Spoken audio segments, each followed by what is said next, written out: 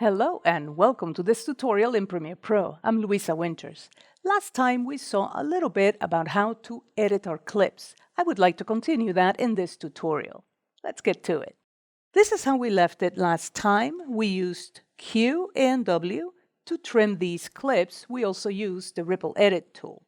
The Ripple Edit tool, just as a reminder, it is pressing and holding the Command key on the Mac, Control key on Windows, and once you see the tool turning yellow, you can click and drag, and that not just adds frames to the clip that you have in the timeline, but pushes all of the other clips out of the way.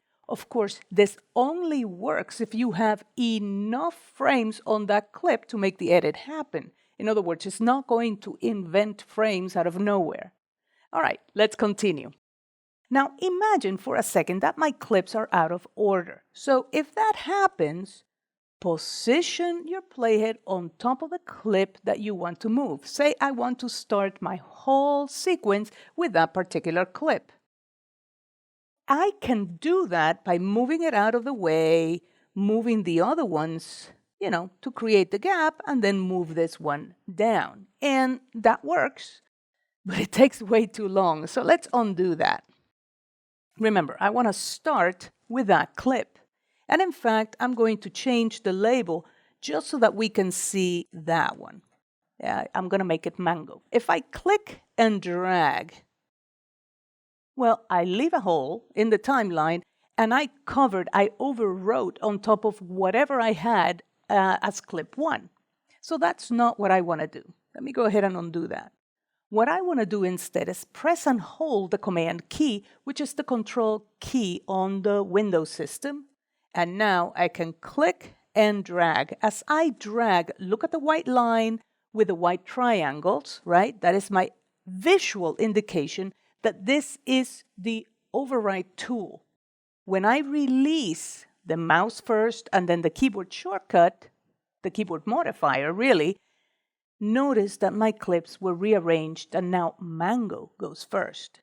So I'm starting my sequence with that clip, and all of the other clips are in the order that they were, and I have no gap. And that's pretty cool. Let's do it again.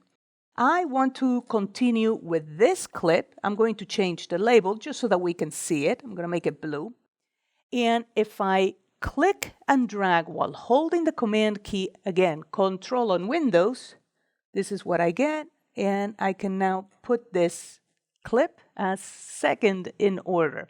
So I can rearrange my clips even after I have them in the timeline, and that's really not difficult at all if you press and hold the Control/Command key. So let's do something else.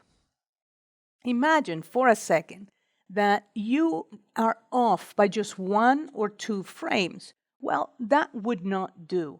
So by default, Premiere has snapping on, and that's this icon right here. It looks like a little magnet icon. And that lets the playhead, the clips, markers, etc., just snap to predetermined places, like to other edits, for example. You see that if I drag this clip, it's actually snapping to the beginning and the end of other clips. And that just makes my life a heck of a lot easier when snapping is on. The shortcut for snapping is the letter S, S for snapping. So here we go. Many a times, that's what I want. In fact, most of the time, I want for my playhead, my clips, everything else to snap, but not always. So every once in a while, I want to move a clip just 1 or 2 frames, and snapping is not letting me do it. Shortcut letter S temporarily shut it off. Do you see how this icon is now turned off? It's no longer blue. Well, I can now move this clip just a couple of frames and no snapping is occurring. So snapping is a good thing. I'm going to turn it back on. I'm going to undo. Undo is your best friend. Whether you're in Premiere, After Effects, Photoshop, or any of the other ones, Control Z on Windows, Command Z on the Mac, your best friend. So don't forget to use it. It's really very, very easy, and your fingers get used to it. So Command S, Control S to save, and that way you always have your project saved. You can also version it, the name of your project, V1, V2, etc., etc. As you may have noticed, we've been working with the selection tool. Like if you are used to working with Photoshop, you're going to see that the selection tool is really the one that I have had selected the entire time and that I've used to modify our keys to switch to other tools like the Ripple Edit tool. So it is time for us to learn about a couple of the other tools.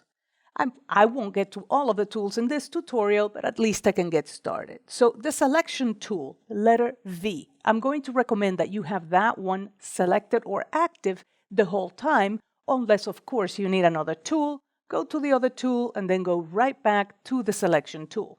The one right under it is called the Track Select Forward tool, and its shortcut is the letter A. Notice that the tooltip is even giving you the shortcut in parentheses, so that's really easy to get.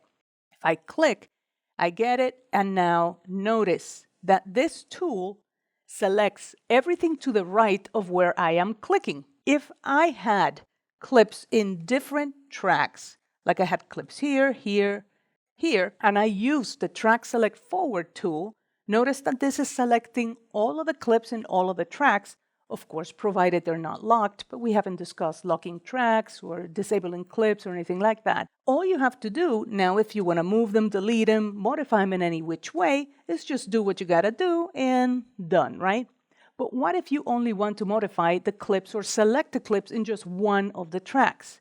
Well, look how the tool looks. Do you see how it's two arrows? If I press and hold the Shift key, it's now only one arrow. So I'm going to deselect and now select again, and notice that only the clips on that one track get selected and not the others. So if I click and drag to move, only those clips are affected, and that's not too bad. All right, so I'm going to undo. In fact, I'm going to undo all of that. And now let's talk about the next tool.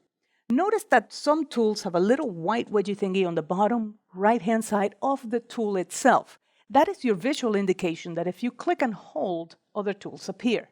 Well, if I click and hold here, the Track Select Backward tool will appear, and this does exactly the same thing as the Track Forward selected tool, but with the clips to the left, and that's kind of important. So if I click here, it's selecting the clips to the left of where I'm clicking. If I press and hold Shift, instead of two arrows, I see only one arrow. And like I said, that's pretty cool. Alrighty, so we have seen three tools: the selection tool, the Track Select Forward, and the Track Select Backward tool.